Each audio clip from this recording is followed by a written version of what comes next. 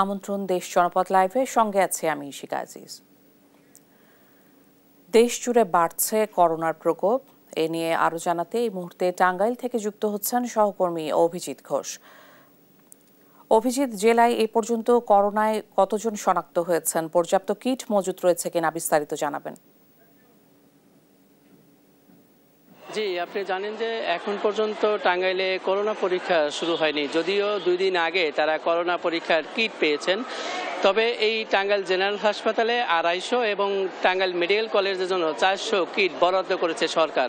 তবে এই যে জেলাতে প্রায় 12টি উপজেলার স্বাস্থ্য কমপ্লেক্সগুলোতে এখন পর্যন্ত কিট পৌঁছায়নি এবং এই করোনা পরীক্ষার জন্য যে ব্যবস্থা নেওয়ার কথা, তারা কর্তৃপক্ষ বলছেন যে তারা এই করোনার জন্য তারা ব্যবস্থা নিয়েছেন, যদিও এর আগে তারা এই করোনা নিয়ে কাজ করেছেন এবং তাদের সেই অভিজ্ঞতা দিয়েই এবারে তারা প্রস্তুতি নিয়েছেন। তবে এখন পর্যন্ত করোনার পরীক্ষা শুরু হয়নি টাঙ্গাইলে। এবং এই টাঙ্গাইল জেনারেল হাসপাতালের যিনি সহকারী পরিচালক রয়েছেন, তিনি বলছেন যে তাদের এইখানে এখন পর্যন্ত করোনার কোনো রোগী বা কোভিডের কোনো সাসপেক্ট এখনও তারা পাননি। এখনও পর্যন্ত কোনো রোগী তারা করোনার পরীক্ষার জন্য এই জেনারেল হাসপাতালে আসেনি। এবং এর পাশাপাশি টাঙ্গাইল মেডিকেল কলেজের যে রয়েছেন সেখানেও এখন পর্যন্ত তারা করোনার কোনো রোগী পায়নি। তবে এই টাঙ্গাইলে ডেঙ্গুর প্রকোপ বেড়েছে এবং এই ডেঙ্গুর প্রকোপের কারণে এই প্রতিদিনই এই ডেঙ্গু রোগীর সংখ্যা বাড়ছে এবং তারা বলছেন যে এইবারের যে করোনার পরীক্ষার পাশাপাশি ডেঙ্গুর পরীক্ষা এবং ডেঙ্গুর জন্য তাদের আলাদা কোনো ব্যবস্থা নেয়নি কর্তৃপক্ষ। তবে জেনারেলভাবেই ডেঙ্গু রোগীদের তারা চিকিৎসা দিচ্ছেন। এবং আমরা সকাল থেকে যেটি এসে দেখতে পেয়েছি যে এই টাঙ্গাইল জেনারেল হাসপাতালে পর্যাপ্ত পরিমাণে রোগী রয়েছে এবং তারা চিকিৎসা নিচ্ছেন। তবে এখন পর্যন্ত করোনার জন্য যে তারা স্বাস্থ্যবিধি তারা মানছেন না এবং তারা জেনারেলভাবে তারা বিভিন্ন ধরনের রোগী, অনেক চিকিৎসক তারা রোগী দেখছেন এবং যারা রোগী আসছেন দূর দূরান্ত থেকে তারা সেবা নিচ্ছেন। এবং তারা বলছেন যে এই যেহেতু করোনা নিয়ে তাদের এখন পর্যন্ত তাদের মধ্যে সচেতনতা তৈরি হয়নি এবং জেলা সিভিল সার্জনের পক্ষ থেকেও তারা কোনো ধরনের যে স্বাস্থ্য সচেতনতা বৃদ্ধি যে প্রচারণা সেটি এখন পর্যন্ত করেনি। ফলে মানুষের মধ্যে কোনো ধরনের সচেতনতা তৈরি হয়নি এবং তারা মাস্কবিহীন এবং তারা স্বাস্থ্যবিধি না মেনে তারা এই হাসপাতালগুলোতে চিকিৎসা নিচ্ছেন। এবং তারা জেলা সিভিল সার্জন বলছেন যে তাদের এখন পর্যন্ত তারা করোনা রোগীর কোনো সন্ধান পাননি। পাশাপাশি ডেঙ্গুর প্রভাব বেড়েছে এই টাঙ্গাইলে, ডেঙ্গু রোগীর সংখ্যা বাড়ছে এবং ডেঙ্গু রোগীর জন্য আলাদা কোনো চিকিৎসার ব্যবস্থা তাদের কাছে নেই। এবং তারা বলছেন যে এই যে করোনার যে ব্যবস্থা তাদের করোনা রোগীর জন্য তারা আলাদা প্রস্তুতি নিয়েছেন। এই টাঙ্গাইল জেনারেল হাসপাতালের 2টি ওয়ার্ড তারা চালু করেছেন এবং এই 2টি ওয়ার্ডেই এই করোনার পরীক্ষা এবং পাশাপাশি চিকিৎসা করা হবে। তবে এছাড়া হচ্ছে যে উপজেলা স্বাস্থ্য কমপ্লেক্সগুলোতে যে এই কোনো ধরনের ব্যবস্থা নেওয়া হয়নি। তারা বলছেন যে এই উপজেলা স্বাস্থ্য কমপ্লেক্সগুলোতে 5টি বেড তৈরি করা হয়েছে, যে বেডগুলো করোনা রোগীদের জন্য করা হবে। তবে রোগীরা বলছেন যে যেহেতু করোনার পাশাপাশি ডেঙ্গুর প্রকোপ বেড়েছে এই জেলায়, এই ডেঙ্গুর চিকিৎসার আলাদা ব্যবস্থা করলে তাহলে হয়তো অন্যরা এই ডেঙ্গুর আক্রান্ত হবেন না, এমনটি বলছেন। এবং তারা বলছেন যে কর্তৃপক্ষ সচেতন হলেই এই ডেঙ্গুর প্রকোপ থেকে তারা হবে, পাশাপাশি করোনার যাতে মহামারী আকার না ধারণ করে সেক্ষেত্রে তারা কর্তৃপক্ষের দৃষ্টি আকর্ষণ করেছেন। এবং জেলা সিভিল সার্জন বলছেন যে তারা 2 দিন আগেই তারা এই করোনার কিট পেয়েছেন এবং এই কিট পেলেও তারা এখন পর্যন্ত পরীক্ষা শুরু করতে পারে নাই রোগী না থাকার কারণে। এই ছিল টাঙ্গাইল থেকে করোনা নিয়ে আমার কাছে সর্বশেষ। অভিজিৎ, অনেক ধন্যবাদ আপনাকে। দেশ জুড়ে বেড়েই চলেছে করোনার প্রকোপে বিষয়ে আরও জানাতে আমরা এই মুহূর্তে যুক্ত হচ্ছি চট্টগ্রামের সহকর্মী AKM নাজিমের কাছে। নাজিম, এই পর্যন্ত জেলায় করোনায় কতজন শনাক্ত হয়েছেন আর পর্যাপ্ত কিট মজুত রয়েছে কিনা, রোগীদের কি অবস্থা, বিস্তারিত জানাবেন। চট্টগ্রামে কিন্তু নতুন করোনা ভাইরাসের যে নতুন ভ্যারিয়েন্ট সেটি কিন্তু হু করে বাড়ছে, কারণ মৃত্যুর সাথে সাথে বাড়ছে। কারণ আমরা দেখেছি গত 3-4 দিন আগে একদিন পর যে 2জন মৃত্যু হয়েছে, কিন্তু গতকালকে কিন্তু একই দিনে 2জনের মৃত্যু হয়েছে করোনা ভাইরাস আক্রান্ত হয়ে। চিকিৎসকরা বলছেন যারা ইন্তেকাল বা নিহত হয়েছে তাদের বয়স কিন্তু বেশি, পাশাপাশি তারা করোনার পাশাপাশি অন্যান্য রোগেও তারা আক্রান্ত ছিলেন, সেজন্য তারা মৃত্যু হয়েছে। তারাই উপজেলার বাসিন্দা। 4 জনের মধ্যে 3 জন হচ্ছে যে নগরের বিভিন্ন উপজেলার বাসিন্দা, পাশাপাশি একজন হচ্ছে নগরের বাসিন্দা। আর করোনার যদি শনাক্তর সংক্রমণ যেটি বলা যায়, তাহলে গতকাল একদিনে কিন্তু 12 জন শনাক্ত হয়েছে। গত 24 ঘন্টায় সিভিল সার্জন কার্যালয়ের পক্ষ থেকে যে তথ্য দেওয়া হয়েছিল, সেখানে আমরা গতকালকে দেখেছি গত একদিনে 12 জন আক্রান্ত হয়েছে। টোটাল এখন পর্যন্ত মোট আজকে পর্যন্ত চট্টগ্রামে 74 জন করোনা আক্রান্ত হয়েছেন। করোনার যে নতুন ভেরিয়েন্ট সেটি কিন্তু হু হু করে বাড়ছে, কারণ চট্টগ্রাম নগরে ধীরে ধীরে আক্রান্ত সংখ্যাও কিন্তু বাড়ছে। তেমন করে আশপাশের উপজেলাগুলোতে তেমন করোনা ভাইরাসের সংক্রমণ তেমন এখনো চোখে পড়ছে না। তবে চট্টগ্রাম নগরের হাসপাতালগুলোতে অথবা যেখানে বা জনবহুল এলাকাগুলোতে এখনো কিন্তু করোনা ভাইরাসের যে সতর্কতা বা সচেতনতা সেটি কিন্তু মানুষ হচ্ছেন না। সাধারণ মানুষ আমরা দেখছি, আমরা যে হাসপাতাল রয়েছে এবং সেই হাসপাতাল এলাকাতেও কিন্তু কোন ধরনের নিরাপত্তা বালাই নেই বলা যায়, কারণ করোনা ভাইরাসের যে দূরত্ব মেনে চলার কথা বলা হচ্ছে সেটিও কিন্তু তেমন নেই। পাশাপাশি যে মাস্ক ব্যবহার করা বা সাবধানতা অবলম্বন করা সেটিও আমরা রোগী এবং স্বজনদের কারো চোখে দেখছি না। তবে গত কয়েকদিন আগে করোনার যে নতুন ভ্যারিয়েন্ট সেটি আসার পরপর সিটি কর্পোরেশন, সিভিল সার্জন, স্বাস্থ্য বিভাগ, চট্টগ্রাম মেডিকেল কলেজ হাসপাতাল এসবের পক্ষ থেকে আরো সরকারি বেসরকারি যতগুলো সংস্থা রয়েছে সেই সংস্থার পক্ষ থেকে সভা করা হয়েছিল। সে সবাই কিন্তু বলা হয়েছিল যে দ্রুত সময়ের মধ্যে করোনার যে নতুন ভেরিয়েন্ট সেটির প্রস্তুতি নেওয়ার জন্য, এবং ইতিমধ্যে চট্টগ্রাম মেডিকেল কলেজ হাসপাতালে আলাদা 50 শয্যার ওয়ার্ড করা হয়েছে, যে ওয়ার্ডে শুধুমাত্র করোনা রোগীদের চিকিৎসা দেওয়া হবে, এবং অন্যান্য ওয়ার্ডে যেসব রোগী চিকিৎসাধীন রয়েছেন তারাও যদি করোনা ভাইরাসে আক্রান্ত হন তাহলে তাদেরকেও সেই আলাদা ওয়ার্ডে চিকিৎসা দেওয়া হবে বলে চিকিৎসকরা জানিয়েছেন। পাশাপাশি নগরীর জেনারেল হাসপাতালকে কিন্তু ইতিমধ্যে করোনার যে ডেডিকেটেড হাসপাতাল সেটি ঘোষণা করা হয়েছে, এবং চট্টগ্রাম নগরের মা ও শিশু হাসপাতাল থেকে শুরু করে অন্যান্য সরকারি বেসরকারি যেসব হাসপাতাল রয়েছে সেগুলোতে কিন্তু আলাদা ব্যবস্থা নেওয়ার জন্য বলা হয়েছে স্বাস্থ্য বিভাগের পক্ষ থেকে। নগরের পাশাপাশি চট্টগ্রাম জেলার 16টি উপজেলায় কিন্তু যতগুলো উপজেলা স্বাস্থ্য কমপ্লেক্স রয়েছে সবগুলো স্বাস্থ্য কমপ্লেক্সের সিভিল সার্জন কার্যালয়ের পক্ষ থেকে এবং স্বাস্থ্য বিভাগের পক্ষ থেকে করোনা ভাইরাসের যে সংক্রমণ সেটি নিয়ে আলাদা নির্দেশনা দেওয়া হয়েছে বলে স্বাস্থ্য বিভাগের পক্ষ থেকে বলা হয়েছে। তবে উপজেলাগুলিতে শনাক্তের হার তুলনামূলক নগর থেকে কম বলা যায়, কারণ চিকিৎসকরা বলছেন উপজেলাগুলিতে আসলে পরীক্ষা না করার কারণে হয়তো এই সংক্রান্ত ধরা পড়ছে না। তবে নগরের আমরা যেটি দেখেছি বিভিন্ন হাসপাতাল, কলেজ বা জনবহুল এলাকাগুলোতে এখনো সাধারণ মানুষের মাঝে তেমন কোনো সচেতনতা নেই বলে বলা যায়। তো করোনার নতুন ভেরিয়েন্ট নিয়ে চট্টগ্রাম থেকে আমার কাছে ছিল সর্বশেষ। নাজিম, অনেক ধন্যবাদ আপনাকে। একই বিষয়ে জানতে এই মুহূর্তে যুক্ত হব কুমিল্লায় সহকর্মী সুমন কবিরের কাছে। সুমন, জেলায় এ পর্যন্ত করোনায় কতজন শনাক্ত হয়েছেন, কিট মজুত রয়েছে কিনা এবং রোগীদের কি অবস্থা জানাবেন? জি, ইশিকা, আপনি যেটা বলছিলেন জেলায় পর্যন্ত আসলে 12 জন আক্রান্ত হয়েছে গতকাল 24 ঘন্টা পর্যন্ত। তবে একটা বিষয় জানা রাখি, জেলায় করোনা মৃত্যুবরণ করেছে একজন, যার বয়স 95 বছর ছিল। কুমিল্লার যে এখানে বুড়িচং কাবিলার একজন বয়স্ক মানুষ, 95 বছর বয়স। তবে এই বিষয়ে যখন জেলা সিভিল সার্জনের সাথে কথা বলেছে উনি আমাদেরকে জানিয়েছেন উপজেলা স্বাস্থ্য কমপ্লেক্স গুলোতে যে সব কিট ব্যবস্থা করা হচ্ছে। আসলে মানুষের মধ্যে সচেতনতা এবং মাস্ক পরার যে বিষয়টা এখনো তেমন দেখতে পাইনি। তবে এই বিষয়ে একটু কথা বলার চেষ্টা করেছি দু একজনের সাথে। আর আরেকটা বিষয় আমাকে জানিয়ে জেলা সিভিল সার্জন যে জেলার যে করোনার জন্য যে ধরনের আসলে প্রস্তুতি নেওয়া দরকার সকল প্রস্তুতি সম্পূর্ণ করেছে, কিট এসেছে, এবং আসলে মানুষ আগের মতো এত সচেতন নয় যে কিট নিয়ে এসে পরীক্ষা করতে যাচ্ছে না এবং মাস্ক পরিধান করছে না। আসলে আমরা দেখতে পাচ্ছেন এখানে সকলে বসে আছে কুমিল্লা জেনারেল হাসপাতাল, কেউ মুখে মাস্ক নেই, এবং যে ধরনের সচেতনতা প্রয়োজন ছিল করোনার বিষয়ে আসলে মানুষ উদাসীন। এবং একটা বিষয় আমি জানিয়ে রাখি যে কুমিল্লাতে 72,000 টিকা রয়েছে, এখন মধ্যে আসলে টিকা কেউ দিতে যাচ্ছে না, ভ্যাকসিন। আমি একজনের সাথে কথা বলার চেষ্টা করবো আসলে এই যে করোনার যে পরিস্থিতি পরিত্রাণের জন্য আসলে কি ধরনের ব্যবস্থা নেওয়া যেতে পারে। আসলে আমাদের যে মূলত আসলে ডেঙ্গুর সংখ্যা কিন্তু কুমিল্লায় দিন দিন বেড়ে চলছে, এবং সেই সাথে যদি আসলে করোনায় আমরা জানতে পেরেছি যে একজনের মৃত্যু হয়েছে, সেই সাথে এই মাসে প্রায় 67 জনের পরীক্ষা করা হয়েছে, সেখানে কিন্তু 12 জনের করোনা শনাক্ত হয়েছে। তো মূলত আসলে কিন্তু করোনা কিন্তু আবারও আগের মতো বাড়তে শুরু করেছে। তো আমাদের আসলে মূলত স্বাস্থ্যবিধি মেনে চলাটা আমাদের প্রয়োজন, এবং আমরা মাস্ক পরা থেকে শুরু করে দূরত্ব বজায় রেখে আমাদের চলাফেরা করা উচিত। সেই সাথে হাসপাতালের প্রস্তুতিও প্রয়োজন, বিশেষ করে সদর হাসপাতাল, মেডিকেল, সে সকল জায়গায় যদি আসলে ডাক্তার এবং যারা আছে তারা যদি সঠিকভাবে চিকিৎসা সেবা দেয় তাহলে হয়তো এখানকার যারা বাসিন্দারা আমরা যারা আছি আমরা তারা উপকৃত হব, সঠিক সেবাটা আমরা পাবো, সেটাই আমরা প্রত্যাশা করি।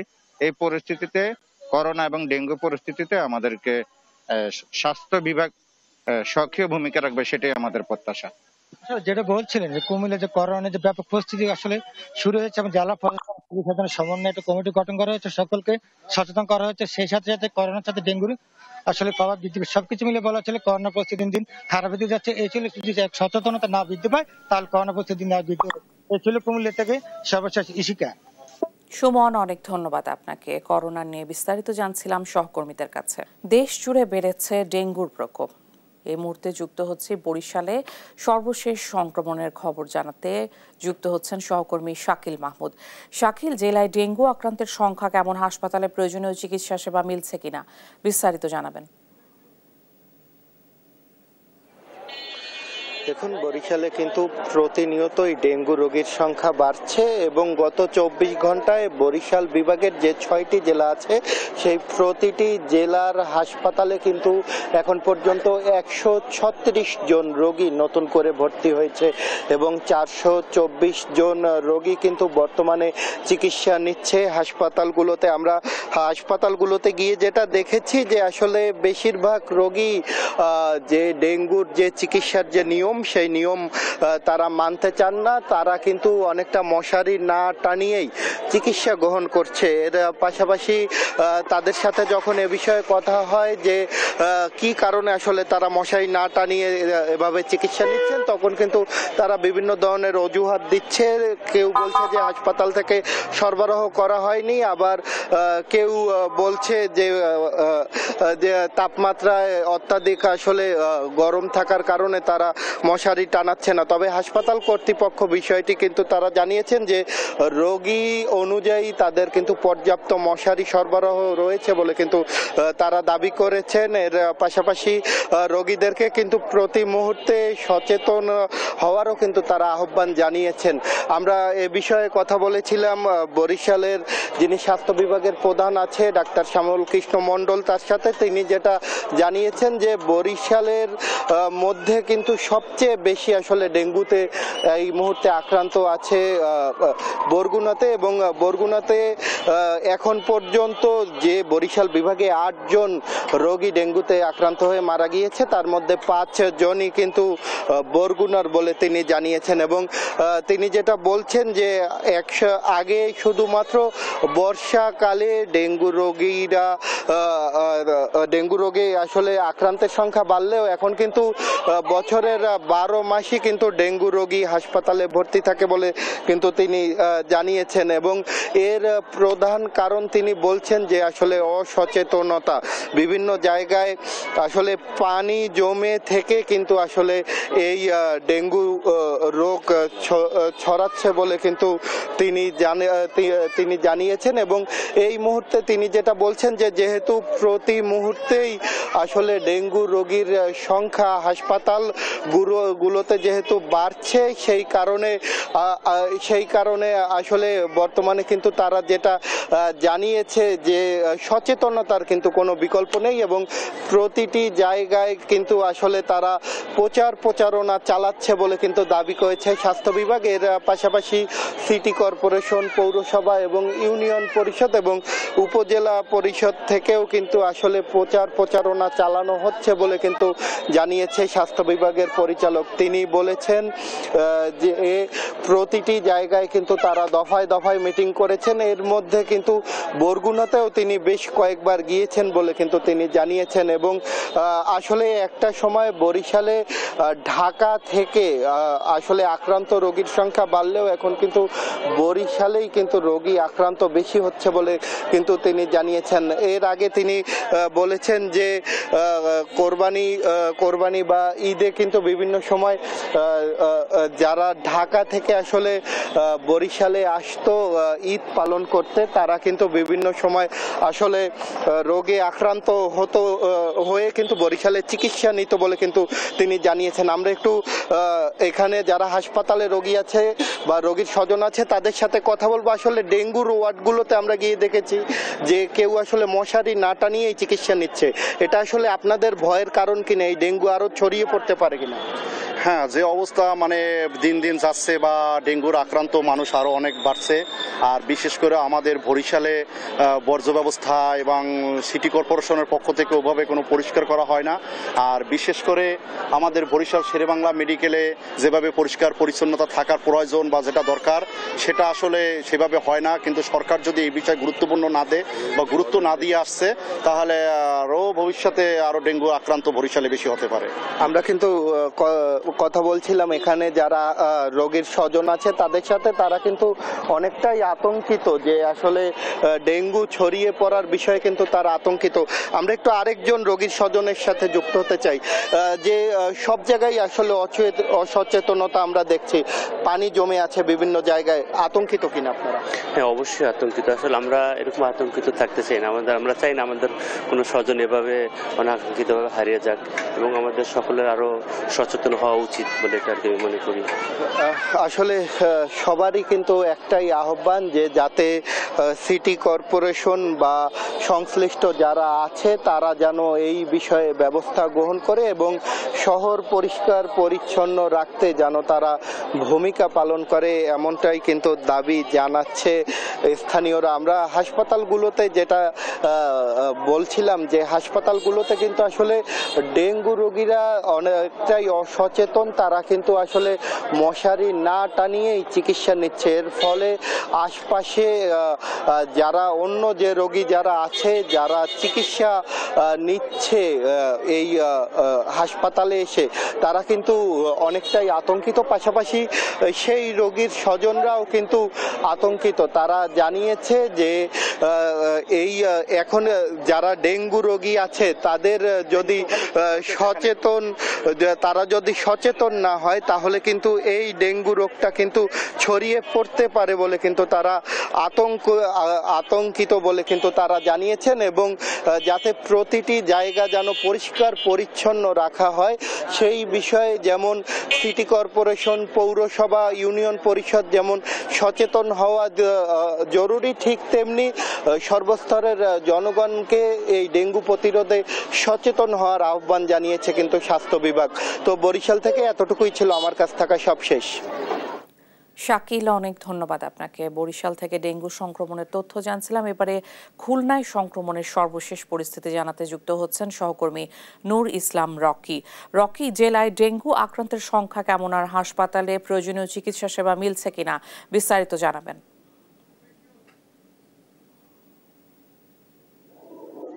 খুলনায় কিন্তু ডেঙ্গু রোগীর যে প্রাদুর্ভাব সেটা কিন্তু এখনো আসলে সেভাবে দেখা দেয়নি। গতকাল কিন্তু খুলনা মেডিকেল কলেজে মাত্র একজনই রোগী কিন্তু ভর্তি হয়েছে। তবে খুলনা বিভাগীয় যে স্বাস্থ্যটা আছে ওইখান থেকে আমাদেরকে জানিয়েছে যে গত 24 ঘন্টায় খুলনা বিভাগের 10টি জেলায় 15 জন রোগী নতুন করে ভর্তি হয়েছে, এবং এর ভিতর সব থেকে বেশি ডেঙ্গু রোগী শনাক্ত হয়েছে কিন্তু যশোর জেলায়, এবং এর পরে কিন্তু আসলে আপনার কুষ্টিয়াতে 3 জন রোগী শনাক্ত হয়েছে। আমরা খুলনা মেডিকেল কলেজ হাসপাতালে আজকে সকালে এসে কিন্তু আরএমওর যে তথ্য অনুযায়ী যে গতকাল একজন ভর্তি হয়েছিল সেই রোগীকে আসলে কিন্তু খুঁজে পায়নি। তারা আসলে হাসপাতালে যারা রয়েছে তারা অনেকেই বলছে যে রাত্রে হয়তো বা জ্বর কমে যাওয়ার কারণে তিনি কাউকে না বলে চলে গেছে। পরবর্তীতে আমরা কিন্তু মেডিসিন বিভাগে আরেকটি ইউনিটে একজন রোগীকে ভর্তি অবস্থায় পেয়েছি। উনি কিন্তু 2-3 দিন আগেই ভর্তি এবং বেশ বয়স্ক। আমরা রোগীর স্বজনদের সাথে কথা বলেছি আসলে কিভাবে কবে থেকে স্বাস্থ্য খারাপ হচ্ছে এবং কি অবস্থা আর কি সর্বশেষ। তো সব মিলে যেটা বলা যেতে পারে যে খুলনায় কিন্তু ডেঙ্গু রোগীর যে প্রাদুর্ভাব প্রতি বছর আমরা যেমন এই সময়টা দেখতে পাই যে প্রতিদিন কিন্তু 20-30 জন করে ভর্তি হয়, সেই তুলনায় কিন্তু খুবই কম। এবং গত 3 দিনের যে হিসাব সেই হিসাবে কিন্তু মাত্র 4 জন রোগী কিন্তু ডেঙ্গু রোগী এখানে ভর্তি হয়েছে। আমি খুলনা মেডিকেল কলেজ হাসপাতালের কর্তৃপক্ষের সাথে কথা বলেছি, তারা যেটি বলেছে যে ডেঙ্গু রোগের প্রাদুর্ভাব কিন্তু এখনো দেখা দেয়নি, তবে দেখা দেওয়ার সম্ভাবনা আছে। যেহেতু বর্ষা মৌসুমে খুলনার ড্রেনের যে পানি, এই পানি সংস্কার কিন্তু সঠিকভাবে হচ্ছে না, অল্প বৃষ্টিতে জলাবদ্ধতা হচ্ছে, যার কারণে কিন্তু ডেঙ্গু রোগের প্রাদুর্ভাব গতবারের থেকেও বেশি হওয়ার সম্ভাবনা আছে। তবে তারা সব ধরনের প্রস্তুতি কিন্তু নিয়ে আছে, এবং বিগত দিনেরগুলোর মতো কিন্তু ডেঙ্গু রোগের প্রাদুর্ভাব যদি বেড়ে যায় সেক্ষেত্রে কিন্তু তারা বিকল্প আলাদা একটি ইউনিট করবে, সেই ধরনের প্রস্তুতি পরিস্থিতিও কিন্তু রয়েছে। এর বাইরে একটু বলতে চাই, আমরা বেসরকারি যে ক্লিনিকগুলো আছে সেখানে কিন্তু খবর নিয়ে যাই, সেখানেও কিন্তু একই ধরনের তথ্য আমরা পেয়েছি যে ডেঙ্গু রোগীর প্রাদুর্ভাব কিন্তু খুবই কম। গত এক সপ্তাহে কিন্তু আসলে সব মিলিয়ে খুলনার নগরীতে 20 থেকে 30 জনের মতো ডেঙ্গু রোগীর সন্দেহভাজন রোগীর আসলে তারা বিভিন্ন ধরনের পরীক্ষা নিরীক্ষা করতে আসছে। পাশাপাশি যদি একটু করোনার কথা বলতে চাই, করোনারও কিন্তু প্রতিদিনই কিন্তু 2-3 জন 4 জন করে আসলে পরীক্ষা নিরীক্ষা করতে আসছে, এরকমটি অবস্থা খুলনার। আরেকটু বলে রাখি যে খুলনায় কিন্তু নগরীতে প্রায় 20 লক্ষ লোকের কিন্তু আসলে বসবাস, এবং খুলনা নগরীর বাইরেও কিন্তু খুলনা বিভাগের অন্যান্য জেলা থেকেও কিন্তু খুলনা মেডিকেল কলেজ হাসপাতালে ডেঙ্গু এবং করোনা রোগীরা আসে। তো সব মিলিয়ে চিকিৎসকেরা যেটা বলছে যে এখন প্রাদুর্ভাব সেভাবে আসলে হয়ে পারেনি, তবে সব ধরনের প্রস্তুতি কিন্তু তারা মোকাবেলা করার জন্য প্রস্তুত আছে। খুলনার মেডিকেল কলেজ থেকে এটা ছিল আমার কাছে সর্বশেষ সংবাদ। রকি, অনেক ধন্যবাদ আপনাকে। বর্ষা এলেই নৌকা তৈরিতে ব্যস্ত সময় পার করেন সুনামগঞ্জের মাইজবাড়ির কারিগররা। আরও জানাতে সরাসরি যুক্ত হচ্ছেন সহকর্মী শাহবাজ উদ্দিন মান্না। মান্না, এখানে কোন কোন ধরনের নৌকা তৈরি হয়? ধন্যবাদ আপনাকে। আমি এখন এই মুহূর্তে আছি সুনামগঞ্জ সদর উপজেলার মাইজবাড়ি গ্রামে। আমার পিছনে আপনারা যে শব্দটি শুনতে পাচ্ছেন, এটা আসলে কাঠ কিংবা হাতুড়ের শব্দ নয়, এটা হচ্ছে আসলে এই এলাকার ঐতিহ্যের শব্দ। এখানে সকাল শুরু হয় আসলে এই কাঠ এবং হাতুড়ির বাড়ি দিয়েই এই রাত অবধি পর্যন্ত এখানে এই শব্দই চলে সারাক্ষণ। এখানে বর্ষা শুরু হওয়ার আগাম বার্তা কিন্তু আসলে এখান থেকেই শুরু হয়। প্রতি বছর সারা বছরই এখানে এই এলাকার মানুষেরা নৌকা তৈরিতে ব্যস্ত থাকেন, আর বর্ষা আসলেই তাদের ব্যস্ততা অতিরিক্ত বেড়ে যায়। এখানে যে প্রতি মাসেই কিন্তু এখানে এই 10 থেকে 12টি নৌকা একটি নৌকা কারিগরেরা তৈরি করতে পারে, কিন্তু ঠিক এই সময়টায় প্রতি মাসে 20 থেকে 30টি নৌকা ওনারা তৈরি করতে পারেন। এই অঞ্চলের ঐতিহ্য হচ্ছে এই নৌকা তৈরির শিল্পটা। বিগত 100 বছরেরও বেশি সময় ধরে কিন্তু এই অঞ্চলে এই নৌকা তৈরির যে শিল্প, এখানেই কিন্তু এটি কিন্তু ওনাদের ঐতিহ্যের একটি ঐতিহ্যবাহী শিল্প। এই অঞ্চলের যে নৌকা তৈরি হয়, সুনামগঞ্জের পার্শ্ববর্তী কয়েকটি জেলায় এই নৌকাগুলো কিন্তু বিক্রি হয়। আমি যদি আপনাকে দেখাই যে আমার ঠিক কিন্তু আপনারা দেখতে পাচ্ছেন যে এখানে নৌকা তৈরির যে এটাকে আলং বলে, যেখানে আপনারা এই অঞ্চলের প্রতিটি বাড়িতেই আপনারা দেখতে পাবেন এই এক একটি করে আলং। এই অঞ্চলের প্রতিটি পরিবার এই শিল্পের সাথে জড়িত। এখানে প্রতি বছর মানে এই চলমান থাকে। বর্ষার সময় অতিরিক্ত তাদের কর্মব্যস্ততা থাকে। এই ছিল আসলে সুনামগঞ্জ সদর উপজেলার মাইজবাড়ি গ্রাম থেকে আমার কাছে সর্বশেষ। মান্না, অনেক ধন্যবাদ আপনাকে। প্রায় 100 বছরের এই ঐতিহ্য সুনামগঞ্জের নৌকা তৈরির খবর জানছিলাম সহকর্মীর কাছে। ব্রাহ্মণবাড়িয়া, লক্ষ্মীপুর, লালমনিরহাটের অধিকাংশ সড়কের বেহাল দশা। আরও জানাতে সরাসরি যুক্ত হচ্ছেন সহকর্মী মেহেদিনুর পরশ, সাইফুল ইসলাম ও জামাল বাদশাহ। শুরুতেই যাচ্ছি ব্রাহ্মণবাড়িয়ায় পরশের কাছে। পরশ, সড়ক সংস্কারে কর্তৃপক্ষ কোনো ব্যবস্থা নিচ্ছে কিনা বিস্তারিত জানাবেন। হ্যাঁ শিকা, জানিয়ে রাখি প্রায় 3 লক্ষ মানুষের বসবাস ব্রাহ্মণবাড়িয়া পৌর শহরে। যে কয়টি সমস্যার কারণে পৌরবাসীকে প্রতিনিয়ত দুর্ভোগ পোহাতে হয়, তার মধ্যে অন্যতম পুরসভায় 245 কিলোমিটার কাঁচা পাকা সড়ক রয়েছে। এসব সড়কের মধ্যে বেশিরভাগ সড়কে কিন্তু এখন জরাজীর্ণ অবস্থা রয়েছে। বিশেষ করে আমি যে স্থানটিতে আছি, স্থানটি হচ্ছে জেলা সড়ক, একটি গুরুত্বপূর্ণ সড়ক, যে ট্যাঙ্কেপাড়া সড়ক। এই সড়কে কিন্তু প্রায় 20 থেকে 25টির মতো হাসপাতাল রয়েছে। এই হাসপাতাল ছাড়াও কিন্তু শিক্ষা প্রতিষ্ঠান রয়েছে। এই সড়কটি কিন্তু একটি ভঙ্গুর সড়কে পরিণত হয়েছে। সড়কের বিভিন্ন স্থানে কিন্তু পিচ উঠে গিয়ে কিন্তু একটি খানাগন্ধি সৃষ্টি হয়। ভারী বৃষ্টিপাত হলে কিন্তু এই সড়কটিতে কিন্তু একটি মানুষের চলাচলের কিন্তু একটি অনুপযোগী হয়ে পড়ে। তো আমি যদি আপনাকে তথ্য জানিয়ে রাখি যে ব্রাহ্মণবাড়িয়া শহরের বেশিরভাগ সড়কের যে অন্যতম কারণ হচ্ছে দুর্বল ড্রেনেজ ব্যবস্থা। এই দুর্বল ড্রেনেজ ব্যবস্থার কারণে কিন্তু এইসব সড়কে কিন্তু প্রতিনিয়ত কিন্তু প্রায় সময় দুর্ঘটনা ঘটছে। এছাড়া সাধারণ যে নাগরিক রয়েছে তারা আমার কাছে অভিযোগ করেছেন যে তারা বলছেন যে প্রথম শ্রেণী পৌরসভা হলেও কিন্তু সেবার মান কিন্তু তেমন একটা পায়নি। প্রতি বছর পৌরসভা থেকে করের পরিমাণ বাড়লেও কিন্তু তারা কিন্তু সেবা প্রদানের একটি ব্যর্থ। তারা বলছেন এই সড়ক সংস্কার গুলো যে সড়ক সংস্কার যেন দ্রুত খানাখন্দগুলো সংস্কার করা হয়। তাছাড়া যদি আমি একটু তথ্য জানিয়ে রাখি, এখন কিন্তু বৃষ্টির মৌসুম, প্রায় কিন্তু বৃষ্টি হচ্ছে। এই বৃষ্টি হলে কিন্তু যে এই সড়কগুলো কিন্তু সংস্কার করা না কারণে কিন্তু যে এখানে একটা জলাবদ্ধতার মতো তৈরি হয়, ফলে যে মানুষ যে চলাচল করবে চলাচলে কিন্তু তারা একটি দুর্ভোগ পোহাতে হচ্ছে তাদেরকে। এছাড়া যেসব সড়ক সংস্কার করা হয়েছিল এইসব সড়ক কিন্তু নিম্নমানের কাজের কারণে কিন্তু কিছু প্রায় 1 মাসের মধ্যে কিন্তু এই সড়কগুলো পিচ উঠে গিয়ে কিন্তু খানাখন্দের সৃষ্টি হচ্ছে।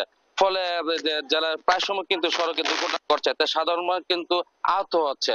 তো সাধারণ যারা রয়েছেন তারা আমাকে বলছে ব্রাহ্মণবাড়িয়া শহরে যেসব গুরুত্বপূর্ণ সড়ক দিয়ে মানুষ চলাচল করেন, এইসব সড়ক যদি দ্রুত সংস্কার করা না হয় তাহলে কিন্তু তারা দিন দিন দুর্ভোগের কারণে পড়তে হবে। আমি এখন একজন পৌর নাগরিকের সাথে কথা বলবো। এই সড়ক সংস্কার করা না করে আপনাদের কেমন দুর্ভোগ পোহাতে হচ্ছে? ভাই অনেক দুর্ভোগ, জানেন আপনি, অনেকদিন যাবত এই রাস্তাঘাট সবকিছু ভাঙ্গা, মানে সাধারণ জনগণ, মুরব্বী, ডাক্তারের কাছে আসলে অবস্থা অনেক খারাপ হয়ে যায়। রাস্তাঘাট দেখেন কি অবস্থা, আমরা চলতে পারি না। অনেকদিন যাবত রাস্তা কোনো সংস্কার নাই, কিচ্ছু নাই। পানি বৃষ্টি হলে তো প্রচুর পানি হয়, যার কারণে রিক্সা কোনো কিছু চলে না, আমরা চলতে পারি না। আমাদের অনেক কষ্ট, অনেক দুর্ভোগ।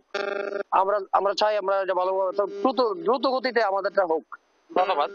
তো এই বিষয়ে যে পৌর প্রশাসক আমাকে জানিয়েছেন যে তিনি বলেছেন যে দুর্ভোগের কথা স্বীকার করে কিন্তু আমাকে বলেছেন যে যেসব সড়ক সংস্কার করা দরকার তারা দ্রুত কিন্তু এগুলো মেরামত করবে বলে আমাকে জানিয়েছেন। আমি এখন চলে যাব আমাদের সহকর্মী যে সাইফুল ইসলাম স্বপনের কাছে। স্বপন,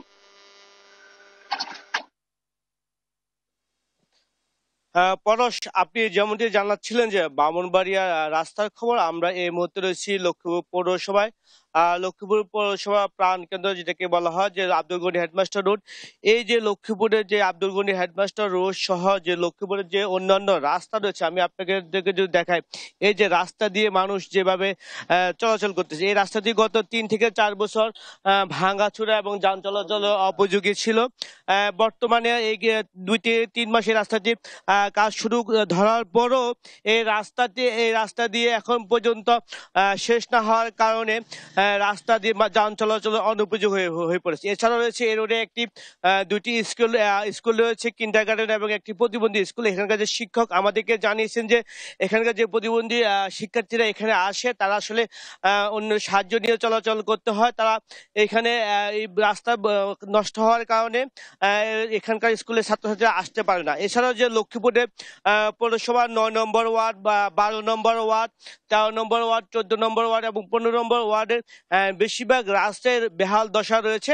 আমরা এখানকার যে লক্ষ্মীপুর পৌরসভার পৌর প্রশাসক জসিমউদ্দিন, ওনার সাথে আমরা কথা বলেছি। উনি আমাদেরকে যেটি জানিয়েছেন যে লক্ষ্মীপুরের যে এই যে রাস্তাগুলো রয়েছে এবং যেগুলোর কাজগুলো অর্ধেক করার পরও থেমে রয়েছে এবং যান চলাচল অনুপযোগী এবং মানুষের চলাচল অনুপযোগী রয়েছে, এসব রাস্তাগুলো ঠিকাদাররা কাজ করছে না এবং ঠিকাদাররা একজন ঠিকাদার অনেকগুলি কাজ পাওয়ার কারণে তারা কাজগুলো এখনো শেষ করতে পারছেন না। যদিও তিনি আমাদেরকে জানিয়েছেন যে বর্ষার কারণে কার্পেটিং করা সম্ভব হচ্ছে না, বর্ষা শেষ হলে এখানে রাস্তাগুলো কার্পেটিং করা হবে। কিন্তু আমরা সরজমিনে যে রাস্তাগুলো পরিদর্শন করে দেখেছি, এই রাস্তাগুলো এখনো অনেকগুলি আছে যে কার্পেটিং করার মতো অবস্থা এখনো শুরু হয় না, মাত্র কিছু কিছু রাস্তা কাজ শুরু করেছে। তো এখানকার যে আমি যদি আপনাকে বলি যে লক্ষ্মীপুর পৌরসভার 12 নম্বর ওয়ার্ডের লালকান্দি, লক্ষ্মীপুরের 15 নম্বর ওয়ার্ডের পশ্চিম লক্ষ্মীপুর এবং 13 নম্বর ওয়ার্ডের রাজীবপুর সহ যে অন্যান্য রাস্তাগুলো রয়েছে, বেশিরভাগই রাস্তা এখানকার রাস্তা চলাচল অনুপযোগী এবং যান চলাচল উপযোগী রয়েছে। সাধারণ মানুষের দাবি যে লক্ষ্মীপুর পৌরসভায় তারা যে পরিমাণে হোল্ডিং ট্যাক্স দিচ্ছে এবং বরাদ্দ আসছে, তারপরে যদি সঠিকভাবে ব্যবহার করা হতো তাহলে লক্ষ্মীপুরে পৌরসভার রাস্তাগুলো যান চলাচল উপযোগী এবং মানুষ চলাচল করতে পারত। এ ছিল লক্ষ্মীপুর থেকে সড়কের বেহাল দশার সর্বশেষ খবর। আমরা এখন চলে যাব লালমনিরহাট, সেখানে রয়েছে আমাদের সহকর্মী জামাল বাদশা, তিনি আমাদেরকে জানাবেন যে সেখানকার খবর। স্বপন, আপনি যেমনটি বলছিলেন লালমনিরহাটেও কিন্তু লালমনিরহাটের একমাত্র বুড়িমারি মহাসড়ক যেটি রয়েছে এবং এই সড়কের দীর্ঘদিন ধরে সংস্কার কাজ চলমান রয়েছে, বিশেষ করে আদিতবাড়ি উপজেলার সাপটিবাড়ি থেকে লালমনিরহাট শহরের ক্যান্টিন মোড় পর্যন্ত। এবং এই সাপটিবাড়ি থেকে ক্যান্টিন মোড় পর্যন্ত 3.5 কিলোমিটার এই সড়কের 2024 সালের সেপ্টেম্বর মাস থেকে কিন্তু এই সংস্কার কাজ চলমান রয়েছে। মজবুতি কাজের এই 3.5 কিলোমিটার সড়কে প্রায় 13 কোটির উপরে বরাদ্দ হয়েছে এবং এই 13 কোটি টাকার উপরে বরাদ্দর যে কাজটি চলমান রয়েছে মজবুতিকরণ, সেই মজবুতিকরণ কাজটি কিন্তু একেবারে ধীর গতিতে। এবং তাছাড়া কিন্তু আরেকটি অভিযোগ রয়েছে এবং এই সড়ক সংস্কারের কাজে কিন্তু ব্যাপক অব্যবস্থাপনা রয়েছে, বিশেষ করে রাস্তার পাশে, এটি একটি ছোট রাস্তার পাশেই কিন্তু সড়ক মজবুতিকরণের যে অন্যান্য সরঞ্জামাদি, বিশেষ করে বালু পাথর সবকিছু রেখে কিন্তু সড়কের প্রশস্ততা একেবারে কমিয়ে দেওয়া হয়েছে। এর জন্য কিন্তু সারা দিনই যানজট লেগেই থাকছে এই সাপটিবাড়ি থেকে ক্যান্টিন মোড় পর্যন্ত রাস্তার জায়গাটুকুতে। একটি বিষয় জানাতে চাই যে সেপ্টেম্বরে কিন্তু গত বছরের সেপ্টেম্বরে ডন ট্রেডার্স নামের একটি প্রতিষ্ঠান এই কাজটি পায়। এই কাজটি পাওয়ার পরপরই কিন্তু গত কয়েক মাস তারা কাজ একেবারে ধীরগতিতে শুরু করে এবং এই ধীরগতির কাজের কারণে কিন্তু চরম ভোগান্তিতে পরে এই অঞ্চলের মানুষ। অর্থাৎ এই সড়ক দিয়ে কিন্তু লালমনিরহাট জেলার 5 উপজেলার মানুষজন চলাচল করে থাকে। আর আরেকটি বিষয় জানাতে চাই যে সাপটিবাড়ি থেকে ক্যান্টিন মোড় পর্যন্ত এই সড়কের অংশে কিন্তু লালমনিরহাট সরকারি কলেজ, লালমনিরহাট জেলা জজ আদালত, লালমনিরহাটের জেলা প্রশাসক কার্যালয়, লালমনিরহাটের পুলিশ সুপার কার্যালয় কিন্তু রয়েছে। এই সকল সরকারি দপ্তরে কিন্তু যারা সেবা নিতে আসে তারা চরম ভোগান্তিতে পড়ে। বিশেষ করে সাপটিবাড়ির যে বাজারটি রয়েছে এই বাজারে কিন্তু কাজের একেবারে ধীরগতি। গত সেপ্টেম্বরের পর থেকে এই স্থানে কাজ চলমান রয়েছে এবং ঢালাই কাজের একেবারে ধীরগতি এবং রাত্রিবেলাও তারা কিন্তু কাজ চলমান রাখলেও জনবল একেবারে কম লাগানোর কারণে কিন্তু ভোগান্তির সৃষ্টি হয়েছে। রাস্তার পাশে পানি জমে থাকছে এবং রাস্তার একটি অংশে তারা ইট বালু পাথর এগুলো রাখার কারণে সড়কের প্রশস্ততা একেবারে ছোট হয়ে আসছে। আরেকটি বিষয় হচ্ছে গত কয়েকদিন আগে কিন্তু এই স্থানে কাজের মান নিয়েও এই এলাকাবাসী প্রশ্ন তুলেছিল। সব মিলিয়ে যদি বলতে চাই ধীরগতির কাজের কারণে সাধারণ মানুষের যে ভোগান্তি হচ্ছে, যানবাহন চালক থেকে শুরু করে সাপটিবাড়ি বাজারের ব্যবসায়ী এবং লালমনিরহাটের ক্যান্টিন মোড় থেকে সাপটিবাড়ি পর্যন্ত যে কয়েকটি বাজার রয়েছে, সড়ক সংলগ্ন মার্কেটগুলো রয়েছে, এই সবকিছুতেই কিন্তু চরম ভোগান্তিতে পড়ছে সাধারণ মানুষ এবং যাত্রীরা যারা যানবাহনে চলাচল করে। এই 3.5 কিলোমিটার সড়কের কাজ কবে নাগাদ শেষ হবে এটি কিন্তু আমাদেরকে নির্দিষ্ট করে সড়ক জনপথ বিভাগ করতে পারেনি। আজকে কিন্তু কাজ চলমান রয়েছে, আমরা খোঁজ খবরে দেখেছি এবং কাজ ঢালাই চলমান থাকলেও কিন্তু সড়ক ও জনপথ বিভাগের কোনো কর্মকর্তাকে আমরা এই স্থানে দেখিনি। এই অব্যবস্থাপনার মধ্য দিয়ে কিন্তু এই সড়ক সংস্কারের কাজ এখনো চলমান রয়েছে। এই ছিল লালমনিরহাটের সাপটিবাড়ি থেকে ক্যান্টিন মোড় পর্যন্ত মহাসড়ক সংস্কারের সর্বশেষ খবর। ইশিকা। পরশ, সাইফুল এবং জামাল বাদশা, আপনাদের তিনজনকে অসংখ্য ধন্যবাদ।